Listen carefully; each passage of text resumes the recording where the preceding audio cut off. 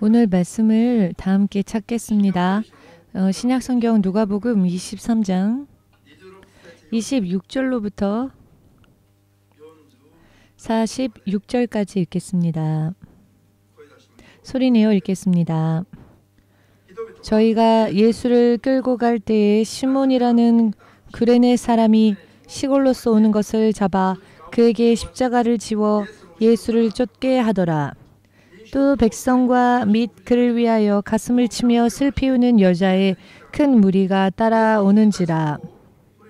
예수께서 돌이켜 그들을 향하여 가라사대 예루살렘의 딸들아 나를 위하여 울지 말고 너희와 너희 자녀를 위하여 울라. 보라 날이 이르면 사람이 말하기를 수태 못하는 이와 해산하지 못한 배와 먹이지 못한 젖이 복이 있다 하리라. 그때 사람이 산들을 대하여 우리 위에 무너지라 하며 작은 산들을 대하여 우리를 덮으라 하리라. 푸른 나무에도 이같이 하거든 마른 나무에는 어떻게 되리요 하시니라.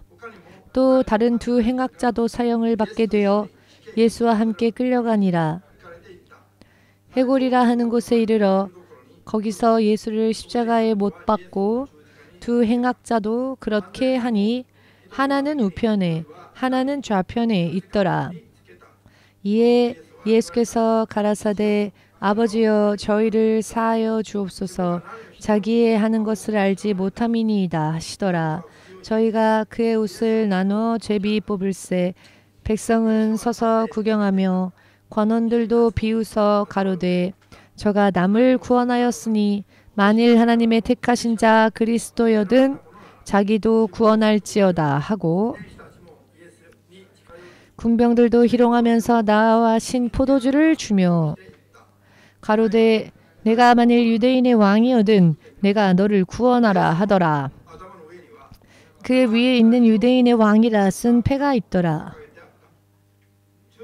달린 행악자 중 하나는 비방하여 가로되 내가 그리스도가 아니냐 너와 우리를 구원하라 하되 하나는 그 사람을 꾸짖어 가로되 내가 동일한 정죄를 받고서도 하나님을 두려워 아니하느냐. 우리는 우리의 행한 일에 상당한 보응을 받는 것이니 이에 당연하거니와 이 사람의 행한 것은 옳지 않은 것이 없느니라 하고 가로되 예수여 당신의 나라에 임하실 때에 나를 생각하소서 하니 예수께서 이르시되 내가 진실로 내게 이르노니 오늘 내가 나와 함께 낙원에 있으리라 하시니라. 때가 제6시쯤 되어 해가 빛을 잃고 온 땅에 어두움이 임하여 제9시까지 계속하며 성소의 휘장이 한가운데가 찢어지더라. 예수께서 큰 소리로 불러 가라사대 아버지여 내 영혼을 아버지 손에 부탁하나이다 하고 이 말씀을 하신 후 운명하시다. 아멘. 만군의 주 되신 하나님, 주께서 육신을 입고 이 땅에 오시고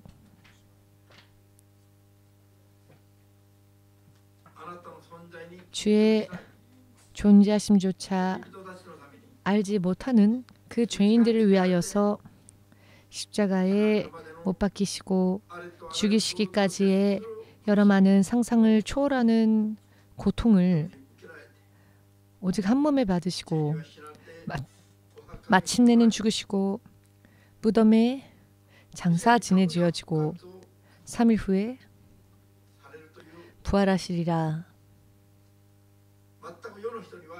라고 하는 전혀 세상 사람들은 알 수조차 없는 하나님의 놀랍고도 상상을 초월하는 그 역사하심이 실로 무엇을 의미하는 것인지 지금까지조차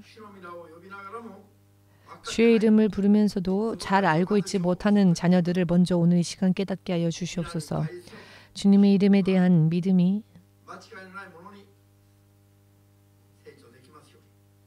틀림없는 믿음으로 성장할 수 있도록 도와주시옵소서. 또한 우리를 만나는 사람들에게도 생명의 구원에 이르는 올바른 믿음을 틀림없이 전하고 모든 사람이 함께 하나님 나라를 상속받을 수 있도록 도와주시옵소서.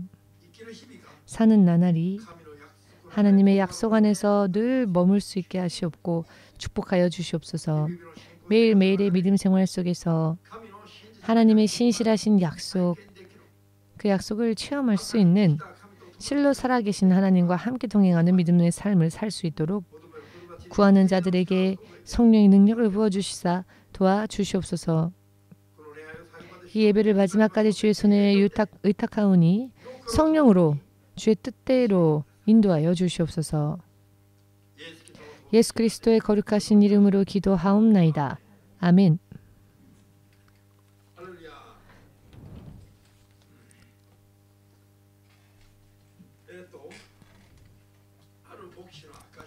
어느 한 목사님의 간증을 들었는데요. 그 간증을 먼저 여러분들에게 소개해 드리면서 이 고난,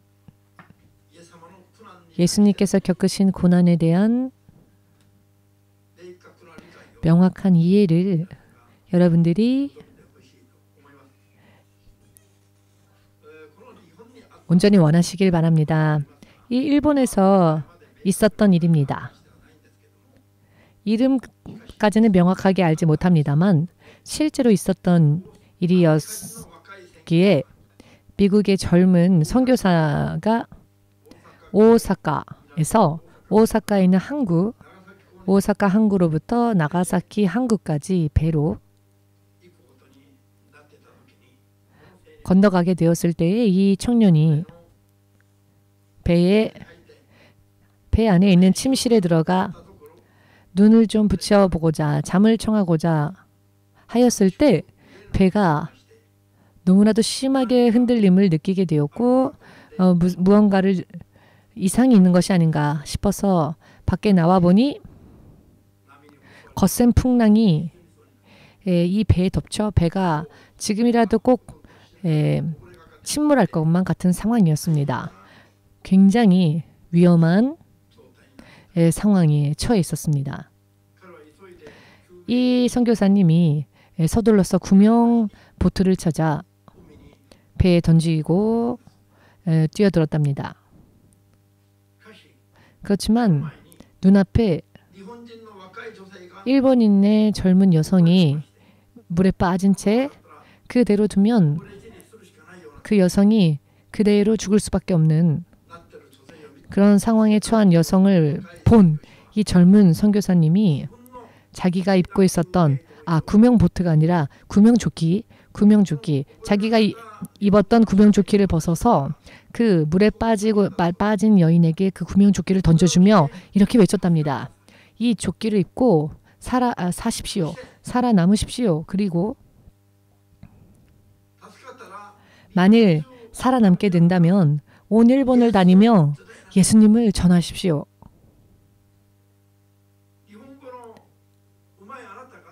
일본어를 잘하는 당신이 일본어를 잘 못하는 나보다 훨씬 더 일본인들에게 전도를 잘할 수 있을 터이니 나는 이대로 죽겠지만은 그러나 나는 하나님 나라로 갈 것이니 당신은 살아남으시고 평생 이 땅에 일본에서 예수님을 전하십시오 라고 외쳤답니다. 그때에 이 일본인 여성이 그 구명조끼를 받았을까요? 거절했을까요?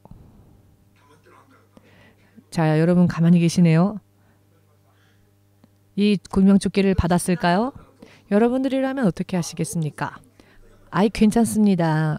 사양합니다.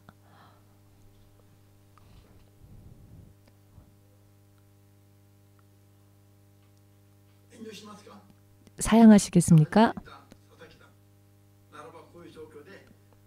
자, 사사키상이라면은 이런 상황에서 사양하겠습니다. 하시겠습니까? 혹은 그 구명조끼를 받겠습니까? 받겠습니까? 솔직히 말씀하시면 됩니다. 받겠지요? 받는 게 사람의 본능이겠죠.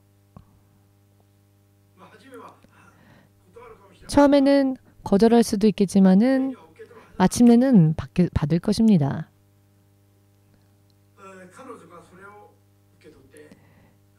이분이 그 구명조끼를 받고 그 구명조끼로 인해 살아날 수 있었습니다. 이 여인이 온일본을 다니며 이렇게 외쳤답니다.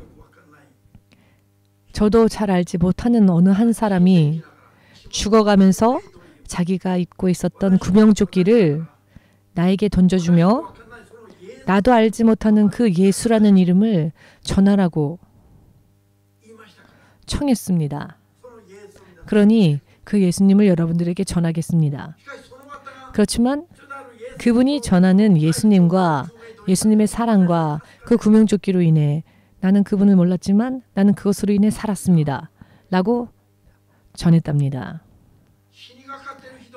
죽음에 처한 사람에게 구명보트와 같은 구명조끼와 같은 생명줄이 주어진다면 이것을 피하는 사람은 없으리라 생각합니다.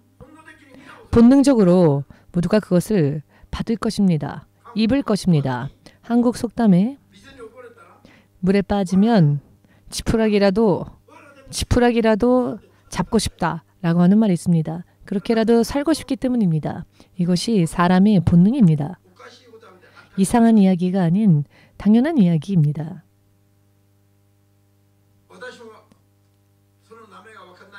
저도 이 이름을 알지는 못하겠지만 이 여성분이 평생 예수님을 전하며 살았다라는 간증을 들었습니다. 그렇습니다마는 주 예수가 고난받으시고 십자가에서 죽으시기까지 이것은 순간에 이루어진 사건은 아니지요. 33년이라는 시간 동안 하나님께서 음부에 오셨다는 것, 왕좌를 버리시고 이 땅에 오셨다는 것 자체가 정말로 상상조차 할 수 없는, 하나님에게 있어서는 얼마나 이것이 놀라운 일입니까? 대통령이 형무소 가는 것보다 하나님께서 이 육신을 입고 이 땅에 음부에 오셨다는 것은 더 가혹하고 비참한 일입니다. 여러분들은 33년 동안 형무소에 들어가고 싶냐라는 질문을 받는다면 저를 비롯하여 여러분들이 모두 No thank you라고 하겠지요. 단 3년이라 할지라도 누군가를 대신해서 형무소에 들어갈 수 있습니까? 예수께서 그 일을 좋아하셔서 혹은 기쁘시고 행복하셔서 너무 행복하셔서 그 일을 하신 것이 아닙니다. 예수께서 십자가를 지시기 전에는 마태복음 26장 37절 이하 보시면 38, 39절에 이런 기록이 있습니다. 예수께서 당신께서 십자가를 지실 것을 제자들에게 처음 말씀하신 후 심히 슬퍼하셨다. 십자가에서 못 박히실 그 일을 생각하는 것만으로도 죽기까지 슬퍼하셨다. 몸부림치실 정도로 슬퍼하셨다. 라고 기록되어 있습니다. 할 수만 있거든 이 잔을 마시지 않아도 된다면 이 잔이 지나가게 하옵소서라고 하나님께 구하셨습니다. 예수께서 이와 같은 기도를 겟세마나에서 드리셨을 때 흐르던 땀방울이 핏빛으로 바뀌었습니다. 즉 피가 섞인 듯한 필사적으로 기도하셨더니 모세혈관이 터지거나 해서 그 피가 흘러내려오는 땀과 함께 떨어졌다라고도 할 수 있겠죠. 이 정도로 필사적으로 기도하셨다는 것입니다. 그리고 죽기까지 슬프시고 죽기까지 고통스러우셨던 십자가의 길을 피하고 싶으셨지만 그러나 그 길을 걷는 것이 예수께서 십자가를 지는 것이 하나님의 뜻이라면 그리고 이것 이외에는 전 인류를 구원할 수 있는 길이 없다 한다면 하나님의 뜻대로 되기를 원하나이다. 내 육신의 연약함을 당신의 육신의 연약함을 치면서 필사적으로 기도하셨습니다. 여러분은 이 예수님이 겟세마네에서 드리신 기도를 결코 잊어서는 안 됩니다. 고통스러울 때 예수께서 겟세마네에서 드리셨던 기도, 그 겟세마네의 기도를 떠올리면서 우리들 또한 그와 같이 기도한다면 반드시 주의 천사가 와서 우리의 기도를 도울 것입니다. 이것은 하나님의 약속이시니까요. 이런 신실하신 하나님의 역사, 하나님의 통치 법칙, 하나님의 약속을 받고 몸에 배기하고 그대로 사는 것이 믿음 생활입니다. 그리 살 수 있다면 크리스천은 죽을 정도로 슬프고 힘든 일이 눈앞에 닥쳐온다 할지라도 반드시 그것을 이기고 승리할 수 있습니다. 예수께서는 너무나도 힘든 상황, 육신으로서 실제로 그 아픔과 고통을 온전히 다 받으시면서까지 그 길을 끝까지 견디셨습니다. 그 결과 예수께서 망하신 것이 아니라 무덤 속에 들어가셨으나 온 인류 사상 처음으로 무덤의 권세를 깨뜨리시고 무덤에서 나오셨습니다. 할렐루야. 또한 예수께서 그 길을 지나가야 하셨기 때문에 지나가셨을 뿐이지 죽음에게 잠깐 당하셨던 것도 아닙니다. 필요가 있었기에 그 죽음을 지나가셨을 뿐입니다. 그 필요라 함은 사람을 구원하시는 것, 하나님의 생명을 사람의 생명을 대신하여 사람을 구원하기 위해서는 하나님의 생명 이외에는 사람을 살릴 수 있는 방법이 없었기 때문에 만일 사람이 세상 그 어느 것에 본떠서 지어졌다면은 상관없겠지만 하나님께서는 사람을 당신의 형상대로 지으셨습니다. 그렇기 때문에 세상에는 사람과 대등할 만한 가치 있는 것이 세상에는 없습니다. 그런 가치는 오직 하나님 안에만 있기 때문에 하나님께서 당신의 생명을 버리시지 않으면 사람을 구원하실 수가, 사람의 생명을 건질 수가 없었습니다. 그렇기 때문에 우리에게 죄인인 사람을 구원으로 인도하는 유일한 길, 유일한 방법은 하나님께서 하나님의 생명을 버리사 사람의 생명을 대속하시는 길 이외에는 없었습니다. 그렇기 때문에 사람에게 만일 값을 매긴다면은 그 값을 지불할 수 있는 사람이 세상에는 한 명도 없기 때문에 온 우주 만물이 내 재산이라 할지라도 그 우주 만물을 다 팔아라도 그 돈으로 그 대가로 한 명의 영혼을 살 수 없습니다. 그 정도로 그 한 명의 생명을 살 수가 없다는 이 놀라운 사실, 여러분 안에 그와 같은 생명이 있다는 겁니다. 거울로 비춰보십시오. 그렇게 대단한 사람처럼 보이십니까? 그러나 그렇게 보이지 않는다 할지라도 여러분들 안에는 하나님의 자녀로서의 씨가 있습니다. 이것은 오직 사람에게만 있는 영혼이지요. 이것은 세상 안에 있는 것으로는 그 대가를 대신 지불할 가치가 있는 존재가 없습니다. 세상에는 그와 같은 가치가 없습니다. 그렇기 때문에 하나님께서 당신의 생명을 버리시는 것 이외에는 방법이 없었던 것입니다. 사람들의 잃어버린 생명을 다시 회복해 하시기 위하여서 말입니다. 그렇기 때문에 믿기만 하면 아무런 대가 없이 그 생명을 주실 수밖에 없으셨죠. 그 이외에는 방법이 없습니다. 왜냐하면 거저 주지 않으시면 누구도 살 수 없기 때문입니다.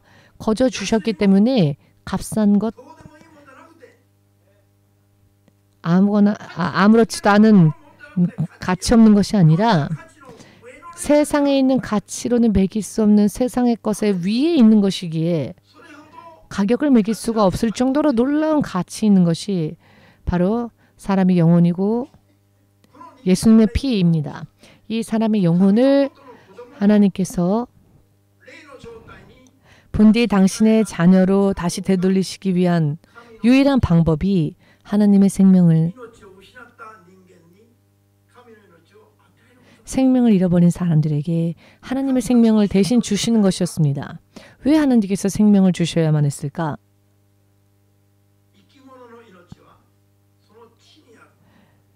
호흡 있는 생명은 그 생명이 피에 있다 하셨습니다. 세상을 지으신 하나님은 가장 잘 아시죠.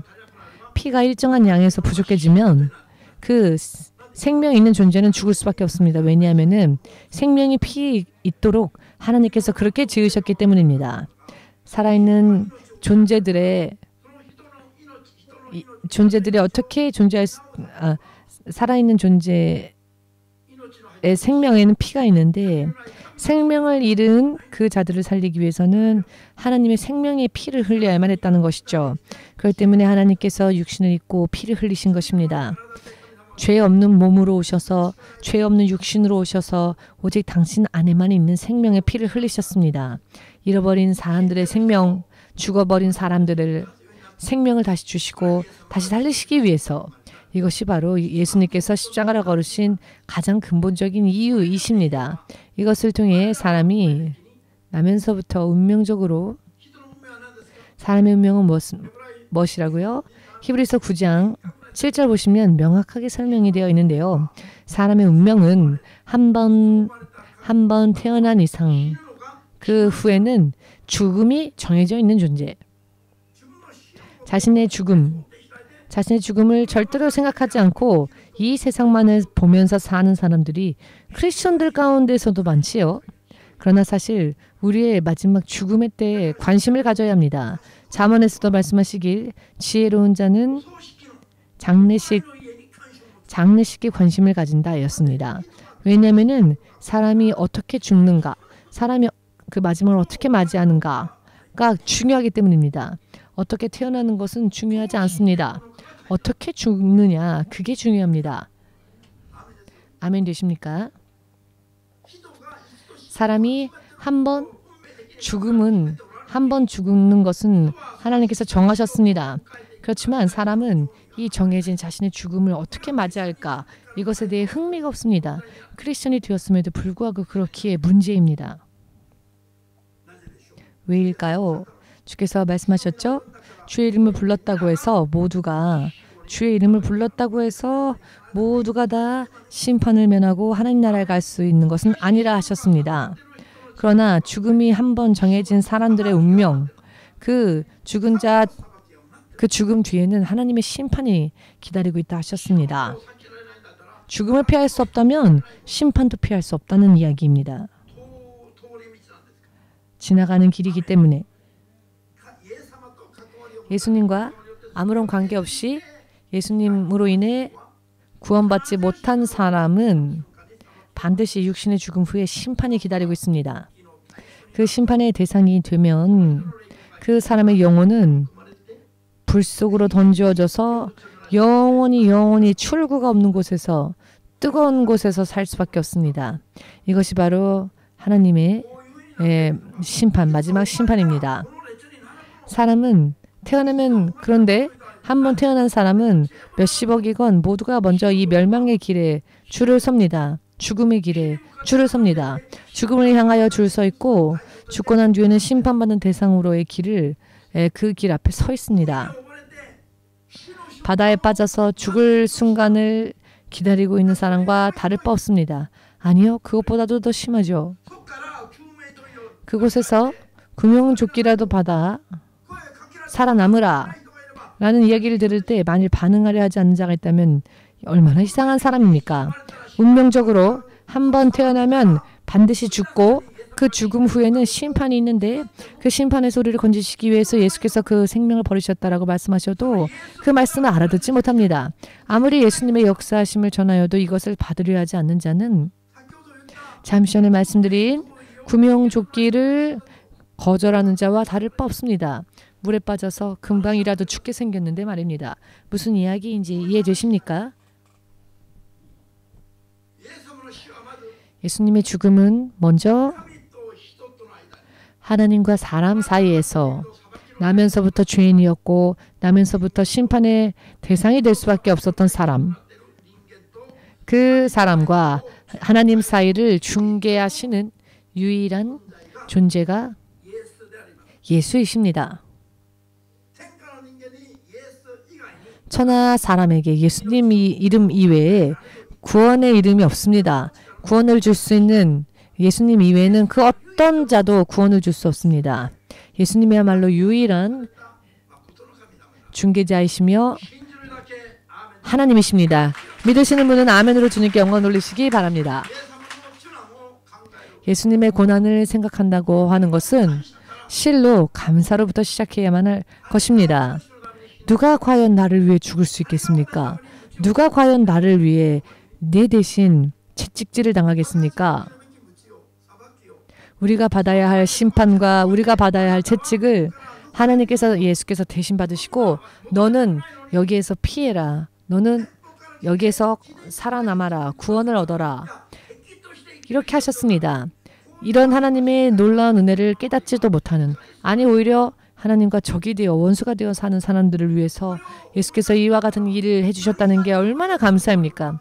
이것을 생각하건대 어떤 일이 있더라도 예수님을 따라가는 이 믿음 생활에 기쁨을 잃어서는 안 될 것입니다. 예수님을 따라가는 길에 고통을 느끼셔서도 안 됩니다. 힘들다고 생각하시면 안 됩니다. 항상 기뻐해야 합니다. 우리가 도망가지 않는 한 하나님께서는 이미 열어주신 이 길을 닫지 않으시기 때문입니다. 믿고 구하는 자에게는 닫지 않으십니다. 아멘 되십니까? 그런데 오늘날의 크리스천들이 얼마나 그 믿음의 목적이 빗나가 있습니까? 생활의 중심은 과연 어디로 가 있습니까? 이 예수님을 따라가는 길보다 세상 것을 더 먼저 구하는 것에 우선을 두고 있고 또 이와 같은 일은 그리스도의 십자가의 역사를 아직도 모르는 사람이라 할 수 있습니다. 또 이 길에 동참하고 걸어가는 것을 기뻐하지 않는 자입니다. 그러나 이 길이야말로 사람이 심판에서 벗어날 수 있는 유일한 길인데 그것에 대한 지식이 없기 때문에 그런 지식이 없는 믿음이기 때문에 마치 우상 숭배하듯 하나님 나를 도와주세요. 내가 원하는 것을 하나님은 도와주어야만 한다. 이와 같이 성경의 약속과는 관계없는 믿음을 가지고 만들고 있기 때문에 다른 것을 우선적으로 구하면서도 하나님으로부터 무언가를 얻고자 원합니다.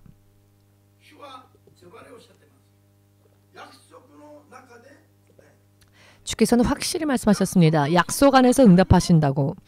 약속 밖에서는 아무것도 얻을 수 있을 일이라 생각해서는 안 된다고 경고하십니다. 믿으십니까? 주 예수의 십자가의 죽음으로 인해 사람은 사탄의 자녀, 하나님의 원수로 태어나서 마귀의 노예로서 살았던 자들의 신분이 바뀌어서 하나님의 자녀가 될 신분이 주어졌습니다. 그리고 생명책에 우리 이름이 기록되어졌습니다. 그렇지만 요한계시록 3장의 경고의 말씀을 읽어보시면 믿음 생활한다고 하면서도 그 믿음의 삶이 온전하지 못하면 생명책에서 그 이름이 흐려지는 일이 있다는 것을 경고하셨습니다.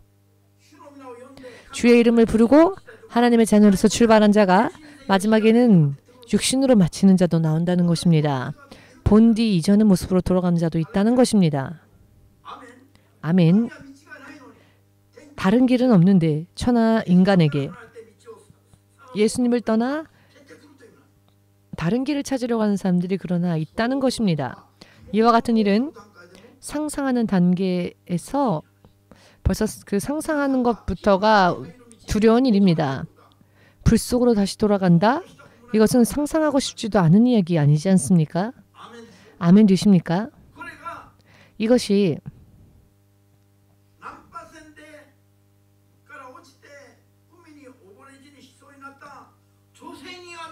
자, 이 난파선에서 물속으로 빠져 죽을 수밖에 없었던 자들에게도 없었던 이 여인에게도 구명조끼가 자기를 살릴 수 있다는 것을 알았죠. 그런데 이 여인보다도 더 어리석은 사람들이 여기에 있습니다. 이런 구원을 누가 거절하겠습니까? 그런데 실상 이 구원의 예수를 전하여도 이 구원을 알지 못합니다.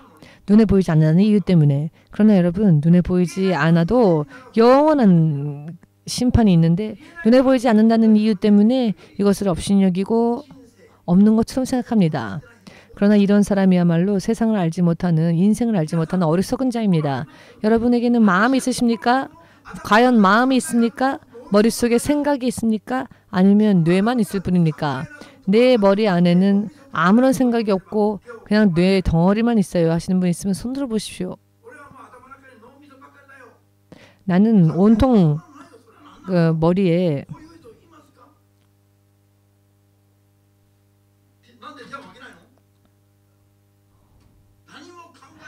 아무 생각도 없이 사는 사람이 이럴 때에는 손을 들겠죠. 여러분, 목사님이 이런 이야기로 여러분들에게 말씀을 드려도 내 머리 안에 나는 아무 생각 없다, 생각이란 게 뭐냐? 생각이란 건 없다 라고 하시는 분은 없으실 겁니다. 자, 생각이 있으시다면 그 생각을 여기 꺼내 보십시오. 자, 그러면 꺼낼 수 있습니까? 생각은 꺼낼 수 없죠. 그러나 꺼낼 수 없다 할지라도 생각이란 것이 있습니다. 마음 또한 그렇지 않습니까? 마음을 꺼내서 보여줄 수는 없습니다. 마음이란 게 무엇이냐라고 물어보는 사람들이 있는데 여러분은 마음을 보신 적이 있습니까? 여러분 공기 보신 적 있으신 분 손들어 보십시오. 공기. 바람을 본 적 있으신 분 손들어 보십시오. 바람을 보신 적 없습니까? 보지도 않았는데 바람이 분다. 바람이 강하다. 라는 말 흔히 하지요. 바람이 얼마나 센지 날아갈 뻔했어. 자, 보이지 않으나 이것이 없다고 생각하지는 않죠. 할렐루야. 생각과 기분과 마음은 눈에 보이지 않습니다. 그렇지만 눈에 보이는 것보다도 훨씬 더 강하게 사람을 움직이는 힘을 가지고 있습니다. 여러분들의 몸보다도 여러분들을 더 움직이게 만드는 힘은 여러분들 육신 안에 있는 생각과 마음입니다. 육신은 그 마음과 생각을 따를 뿐입니다. 눈에 보이지 않는 무언가가 여러분을 지배하고 있다는 것입니다. 그 눈에 보이지 않는 기분, 감정, 생각. 가장 깊은 곳에 이 모든 것들을 감싸고 지탱하고 움직이고 통과하는 것이 바로 여러분들의 영이라는 것을 믿으시기를. 그 영이 여러분들과 함께 연합되어 있다면 만사가 형통할 것입니다. 그 예수님의 영이 내 영이 예수님께 연합되어져 있지 않다면 만사가 나쁘게 움직일 것입니다. 우리의 영이 하나님의 자녀로 회복시키기 위해서 예수께서 십자가에 못 박히신 것입니다. 이것을 인정한다면 이 길에서는 어떤 일이 있다 할지라도 한 발자국도 빗나가서는 안 될 것입니다. 내가 지금 수치를 당하건 부끄러움을 당하건 고통을 당하건 괴롭힘을 당하건 바보 취급을 당하건 핍박을 당하건 박해를 당하건 내 영이 하나님의 영과 연합되어져 있어서 십자가의 역사로 인해 사후의 심판에서도 완전히 벗어난 이것을 의지하는 것만은 의지하는 것을 위해서 온 목숨을 다해야 합니다. 이런 믿음을 가진 자가 예수님과 그 예수님의 역사로 인해 운명이 바뀌어진 자이지요. 그리고 영원히 하나님 나라를 유업으로 받을 수 있는 믿음에 서는 자들입니다. 믿으십니까? 오늘은 몸 컨디션이 안 좋아서 오늘은 교회 쉬고 다음 주부터 교회 가겠습니다 하시는 분들 있으시죠? 믿음의 밑자도 모르는 사람들의 이야기입니다. 그것은 유치한 어린아이와 같은 아무것도 알지 못하는 갓난아기와 같은 생각입니다. 그러나 성경은 말씀하시길 갓난아기와 같은 상태로 계속 머물러 있는 자는 하나님으로부터 경고를 받게 되는 대상입니다. 왜냐하면 그런 자는 스스로를 기만하는 자이기 때문입니다. 믿음은 성장해야 합니다. 영적으로 믿음은 온전히 자립할 수 있어야 합니다. 왜냐하면 구원받는 것은 남의 믿음으로 구원받는 게 아니라 내 믿음으로 구원받는 것이기 때문입니다. 사람이 구원받는 것은 내 믿음이 다른 사람의 믿음으로 내가 구원받는 게 아닌 거죠. 중보기도는 나를 도와주는 기도일 뿐이지 정말로는 내가 내 스스로 내 기도로 구원으로 인도되어질 수 있기 위해 기도해야 합니다. 예수님의 죽음과 고난의 의미가 조금은 보이십니까? 사람의 운명을 심판이 이미 정해진 이 사람들의 운명을 영원히 바꾸시고 하나님의 나라로 갈 수 있는 하나님의 자녀로 갈 수 있는 길을 열어주셨다는 것입니다. 예수께서 채찍을 맞으신 것은 우리 육신의 질병을 고치시기 위함이었습니다. 그분은 구세주이시지만 가장 가난한 모습으로 마구간의 말구유에 누이셨던 이유는 그 가난한 삶을 주께서 사셨던 것은 우리 대신 주께서 가난함을 겪으시며 우리를 부욕해 하시기 위함이었습니다. 예수께서 가난해지신 것은 우리를 부욕해 하시기 위함이었고 베드로 전서 후서 보시면 예수께서 채찍 받으시고 그 육신에 상처가 생기신 것은 우리 육의 질병을 고치시기 위해서였다. 만왕의 왕이신 주님께서 수치를 당하시고 모욕을 당하시고 그 자존심이 무너지는 이 모든 수욕을 받으신 이유는 우리를 높이시기 위해서였습니다. 이사야서 53장의 약속이지요. 모든 것이 다 예수님께서 행하신 모든 일이 우리를 윤택하고 풍성하게 그리고 심판에서 벗어나 하나님 나라로 가기 위한 길을 예비하시기 위함이었습니다. 아멘 되십니까? 이것을 정말 믿고 그대로 원한다면은 모든 연약함에서 나올 수 있습니다. 그 연약함이 깨끗해지며 질병이 깨끗해집니다. 모욕당하고 멸시당했던 자가 빛나는 인생으로 높여집니다. 가난한 자가 부욕해 되고 약한 자가 강하게 되며 낮은 자가 높아지고 세상에 빛이 될 수 있습니다. 할렐루야. 믿으십니까?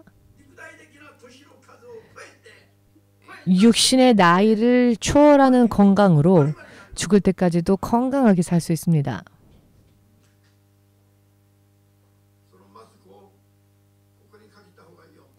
그 마스크를 눈에 마스크를 하는 게 좋습니다. 눈이 날아가지 않도록. 왜 마스크를 써서 호흡곤란하게 그렇게 하십니까? 저는 마스크를 쓰신 분들을 보면 참 답답해 보입니다. 세상 사는 것만으로도 답답한데 마스크로 2중 3중으로 가리니까 얼마나 답답합니까? 마스크를 눈에 해야 됩니다. 눈이 튀어나오지 않게. 하나님께서 행하신 일은 영적인 일이기 때문에 이것은 변하지 않습니다. 시대가 바뀌어도 하나님의 역사와 예수님의 역사와 약속은 변하지 않습니다. 왜냐하면 영이니까요. 영은 변질하지 않습니다. 영은 그대로 계속되어집니다. 그렇기 때문에 하나님 나라에 가도 그것이 계속되어지며 지옥의 불 속에 던져져도 그 고통이 계속되어집니다. 이것이 영의 상태입니다. 믿으십니까? 시작은 미약하였다 할지라도 나중은 심히 창대해지며 심히 강성해지는 것이 하나님께서 믿는 자들에게 기본적으로 주시는 약속입니다. 신학생들은 지금 훈련을 받기 위해서 세상 것을 의지하지 않고 오직 하나님만을 의지하는 법을 훈련받고 배우기 위해서 지금 낮아지고 낮춰지고 약한 것 같고 가난해지고 힘든 상황에 처하여 정말로 가장 밑바닥에 떨어진 것과 같은 길을 걷는다 할지라도 지금 하나님으로 인해 기쁨을 얻는 그 훈련을 받기 위해서 지금 그 훈련을 받고 있지 않습니까? 믿음으로 빨리 이 훈련을 통과하면 어느 날 돌연 지금까지의 일들은 거짓말처럼 지나가고 하나님께서 높이 세워주시며 하나님께서 사용해 주십니다. 하나님을 담대히 전할 수 있는 권위와 권세가 주어집니다. 그리고 여러분을 통하여 다른 이들의 운명이 변화되어집니다. 아멘 되십니까? 밑바닥에 던져졌을 때에는 더 이상 소망이 없는 것처럼 느껴집니다. 그러나 반드시 들어 올려 주십니다. 반드시 세워 주십니다. 믿으십니까? 이것이 주의 법칙입니다. 예수께서 죽으시고 무덤에서 묻히신 채로 끝났다면은 예수님은 실패하신 분이셨겠죠. 하나님이라 우리가 할 수 없었을 것입니다. 그러나 그 죽음과 무덤은 그저 예수께서 지나가시는 길이었을 뿐이며 그 길을 다 지나가시고 난 뒤에는 구원주로서 우리를 만나 주셨습니다. 믿으십니까? 세상에는 크리스찬들 또한 마찬가지입니다. 믿음으로 사는 법을 배우기까지는 단련과 훈련이라는 시련은 있습니다. 그렇지만 훈련을 통과하면 다시 높은 곳에 세워주시고 온 방안을 비추는 빛과 같이 온 세상을 비추는 빛과 같이 세워주십니다. 그러나 그럼에도 불구하고 교회를 다녀도 아무런 개선도 없고 아무런 변화가 없고 항상 내가 허덕이고 있고 또 항상 갈급함이 있다면 그것은 내 믿음에 무언가 문제가 있다는 증거입니다. 아멘 되십니까? 시간이 흐르는 것도 내 믿음의 문제입니다. 우리가 온전히 바르게만 하면 시간이 그렇게 오래 걸리지 않습니다. 죽기 전에 반드시 납득할 수 있는 결과가 나옵니다. 그리하여 보란듯이 예수님을 전할 수 있게 됩니다. 그리고 이전 손에 쥐고 있었던 것과 지금 새롭게 내 손에 주어진 것이 하늘과 땅만큼의 차이가 있다는 것을 알 수 있습니다. 죽기 전에 다 알 수 있습니다. 회사는 자주 쉬지만 주일 성수만큼은 반드시 지킨다. 이런 사람은 고난이 무엇인지를 아는 사람이며 이 길에 어떤 의미를 가지고 있는지를 아는 사람입니다. 저는 정말로 예수님을 믿지 않았었을 때에는 학교를 절반은 쉬었습니다. 금요일 날은 아침 9시부터 수업이 있었는데요. 반드시 90% 아침 수업은 빠졌습니다. 그 전날 술을 마시기 때문에 그렇게 아침 일찍 일어나서 학교를 갈 수가 없었습니다. 목사가 되고 난 다음에는 한 번도 쉬지 않았습니다. 이 일에. 왜냐하면 전혀 다른 가치의 세상을 발견했기 때문입니다. 하나님의 생명이 아니고서는 열릴 수 없었던 길을 발견했기 때문입니다. 그리고 이것은 100년뿐인 인생이 아닌 영원한 인생이기 때문입니다. 믿으십니까? 예수님의 고난을 잊어버리고 산다면 크리스찬으로서 힘든 사람입니다. 예수님이 겪으신 고난을 잊지 않는다면 예수님처럼 죽을 것만 같은 고통스러운 일이 내 앞에 벌어진다 할지라도 우리는 반드시 그 다음 단계로 넘어갈 수 있습니다. 온 세상 사람들이 다 쓰러지는 일들이 실제 일어난다 할지라도 우리가 이것 때문에 쓰러지진 않습니다. 우리가 올바른 믿음만 가지고 있다면 반드시 그 다음 단계로 인도하심을 받습니다. 죽을 것 같다 할지라도 아니 실제로 죽는 일이 일어나도 하나님의 의인은 죽지 않고 그 다음 단계로 갑니다. 죽지 않고 그 다음 단계로 간다. 그리고 성경에 나와 있는 말씀들이 나에게 간증이 됩니다. 주께서 이것을 확실하게 가르쳐 주셨습니다. 여러 많은 일들이 일어났지요. 최근에는 코로나라는 시련이 있었습니다. 그렇지만 코로나라는 시련이 있다 할지라도 이것을 믿음으로 견뎠더니 하나님께서 그 다음 단계를 열어주셨죠. 왜 하나님의 교회들이 이 코로나라는 질병에 걸려 넘어집니까? 정말로 믿지 않았기 때문입니다. 정말로 믿는다면 세상에 일어나는 모든 환난과 역경을 죽음의 권세까지도 이기신 예수님처럼 우리도 이기고 승리할 수 있습니다. 예수께서 이미 세상을 이기셨으니 믿는 너희들은 어떤 일이 있다 할지라도 담대하라. 요한복음 16장 33절을 통해 예수께서 말씀하시지 않았습니까? 왜 담대하라 하셨습니까? 예수께서 이미 세상을 이기셨기 때문에 예수께서 이미 세상을 이기셨기에 너희는 담대하라. 죽을 것 같은 일이 일어날지라도 부활이 기다리고 있으며 죽지 않고 하나님의 영광을 드러낼 수 있으니까. 이것이 EMC가 전하고자 하는 메시지 아닙니까? 죽는 일이 생기면 죽는 것이 아니라 죽으면 죽으리라가 아니라 그것은 에스더의 고백이었죠. 죽는 일이 있어도 죽지 않고 살아서 주의 영광을 드러내리라. 이것이 우리의 신앙 고백이 되기를. 제가 예배당 신바시에 있을 때 이것을 여러분들에게 전하라고 하셨습니다. 죽으면 죽으리라가 아니라 죽을 수밖에 없는 일이 있어도 살아서 주의 영광을 드러내리라. 이것이 EMC의 믿음이어야 합니다. EMC에 와서 또 믿음을 배웠다면은 죽을 것 같은 일이 아니라 실제로 죽는 일이 일어나도 죽지 않고 하나님의 영광을 드러내야 하며 이 사명을 감당하기까지 당신은 죽으면 안 됩니다. 죽으면 안 됩니다. 이대로. 옆 사람한테 말하십시오. 당신은 이대로는 죽으면 안 된다. 당신은 이대로 죽으면 안 된다. 무슨 이야기인지 되십니까? 협박처럼 들리죠? 그러나 이야기하십시오. 당신은 이대로 죽으면 안 됩니다.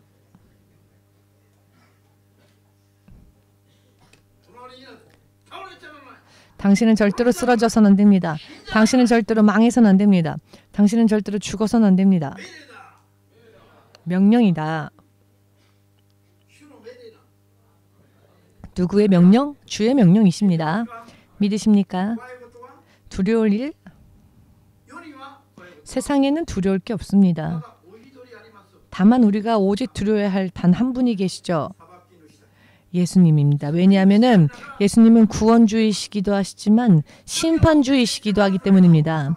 죄를 놓지 않고 죄와 함께 살면 우리를 구원하실 주님이 오히려 심판하실 것입니다.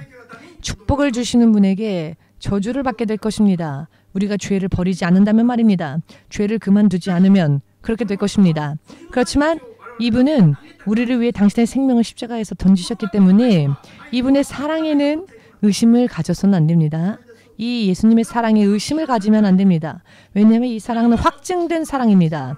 누가 나를 위해 피를 흘려줄 수 있습니까? 누가 나를 위해 하나밖에 없는 생명을 버릴 수 있습니까? 세상에는 없습니다. 하늘에도 공중에도 없습니다. 오직 예수님만이 그 일을 행하신 유일하신 분이셨습니다. 이것을 믿고 하나님과 또 교제하면 믿음의 결과가 나올까요? 나오지 않을까요? 물을 것도 없습니다. EMC는 코로나를 지나가면서 많은 교회가 넘어질 때, EMC는 코로나를 지나갈 때 오히려 태세를 완전히 갖추고 배워야 할 입장이 아닌 가르쳐야 할 입장으로 주께서 높여주셨습니다. 어떤 일이 있어도 승리할 수 있는 비결을 영적으로 반드시 영적으로 배웠고 하나님께서 꽃으로 메달을 걸어주시더라고요. 이것이 의미하는 게 무엇일까요? EMC가 준비가 되어졌다는 것이죠. EMC가 준비가 되어졌습니다. 이 믿음을 여러분들도 온몸에 젖어들게 하시고 또 이 믿음을 다른 이들에게 전하십시오. 세상은 두려워할 것 없습니다. 죽을 일이 있어도 죽지 않고 살 것입니다. 그러니 작은 일에 좌우당하여 하지 마십시오. 그러면 아직도 그 사람의 믿음은 아기와 같은 믿음입니다.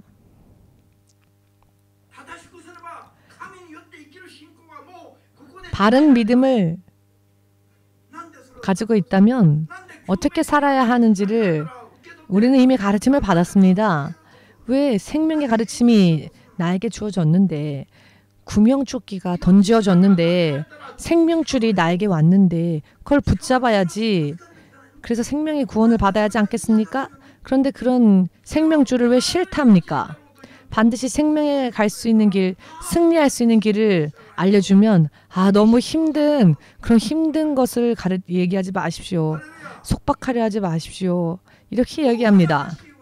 가장 듣기 쉬운 말씀, 가장 우리에게 있어서 자상하며 우리를 위로해 주시는 말씀, 이 말씀보다 더 위로의 말씀이 어디에 있습니까? 이 말씀을 거부하는 것은 자기 인생을 기만하는 인생입니다. 말씀대로 살아야 합니다. 마치 이 잡듯이 성경을 낱낱이 살피고 이 성경 말씀을 낱낱이 잡아야 합니다. 아멘 못하시는 이유는 이를 잡는 게 뭔지를 모르시니까 그렇죠. 이가 생기면요 밤새도록 자지도 못하고 이 옷 틈틈마다 다 찾아내서 그 옷 사이에 숨어있는 이 이를 촛불에 비춰보면서 이 이를 촛불에 태워버립니다. 그 석회라고 있습니다. 그걸 태워버립니다.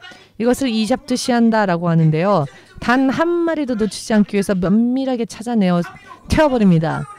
그런데 우리도 하나님 말씀을 이렇게 낱낱이 찾아서 낱낱이 내 것으로 해야 합니다. 하나님 말씀을 내 마음대로 이거 받고 저건 안 받고 해서는 안 됩니다. 그런데 오늘날 세상에 있는 교회들의 교리가 이렇게 되지 않았습니까? 좋은 것만 받고 안 좋은 것은 거르고.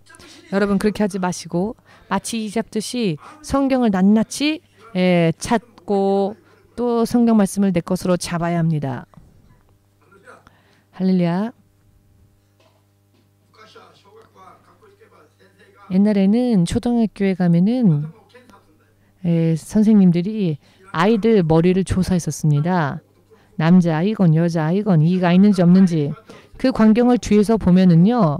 그 앞에 앉아있는 아이들의 그 옷깃에 이가 몇 마리 떨어져서 움직이는 게 보입니다.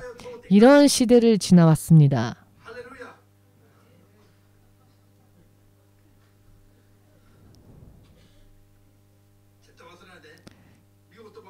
잊어버리지 마십시오. 말씀을 우리가 어떻게 흡수해야 한다고요?